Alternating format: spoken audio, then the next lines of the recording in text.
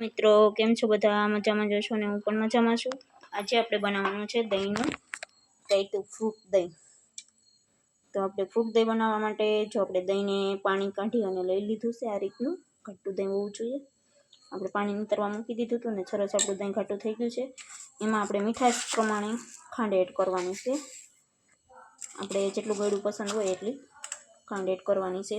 અને ફ્રૂટ તમારે જે ફ્રૂટ હોય ને એ બધા ફ્રૂટ એડ કરવાના છે।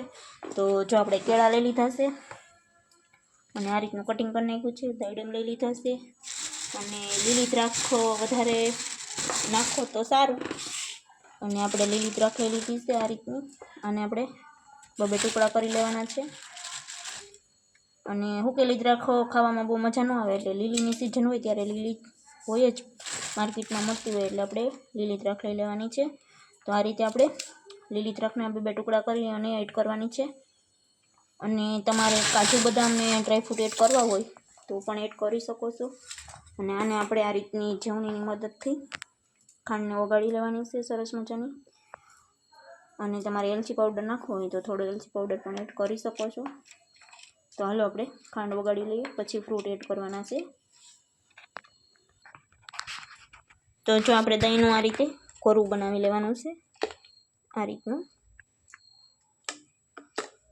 ઘટ્ટું દહીં હોય તો તમારે ઘાટું થોડુંક થાય, અને જો પાણી ન નીતારો તો હાવ આછું થઈ જાય સાઈઝ જેવું, એટલા માટે આપણે ઘાટું દહીં જ લેવાનું છે। તો આપણે ફૂલ ફેટ દહીં લઈ લીધું છે અને એમાં ખાંડ ઓગાળવા મૂકી દીધી, તો આપણે ઓગાળી લીધી છે। હવે આમાં બધા ફ્રૂટ આપણે એડ કરવાના છે।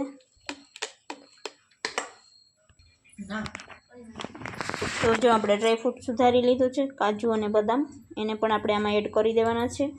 અને આ આપણે દાડમના દાણા લઈ લીધા છે, એને પણ એડ કરવાના છે। તો બધું જ ફ્રૂટ આમાં એડ કરી શકો, તમારે જે પસંદ હોય એ બધા ફ્રૂટ તમે આમાં નાખી શકો છો। તો આ રીતનું થઈ જાય પછી આપણે બધા ફ્રૂટ એડ કરવાના છે, અને પછી ટાઢું થવા ફ્રીજમાં મૂકી દેવાનું છે। પછી આપણે સર્વ કરીને ખાશું।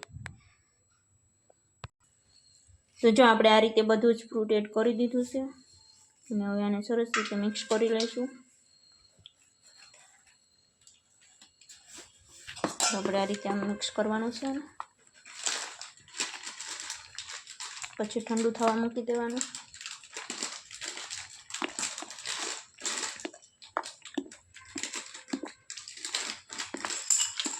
તો જોતાં જ મોઢામાં પાણી આવી જાય એવું આપણું થઈ ગયું છે દહીંનું રાયતું તૈયાર। તો હાલો બધા ખાવા, અમે પણ બધા ખાઈ લઈએ। તો ફરી મળીએ નવા બ્લોગમાં, ત્યાં સુધી બાય બાય। આવીને નવી રેસીપી જોવા માટે અમારી ચેનલને સબસ્ક્રાઈબ ન કરી હોય તો સબસ્ક્રાઈબ કરી દેજો, અને કોમેન્ટમાં જરૂરથી જણાવજો તમે તમારા ઘરે કઈ રીતે બનાવો છો।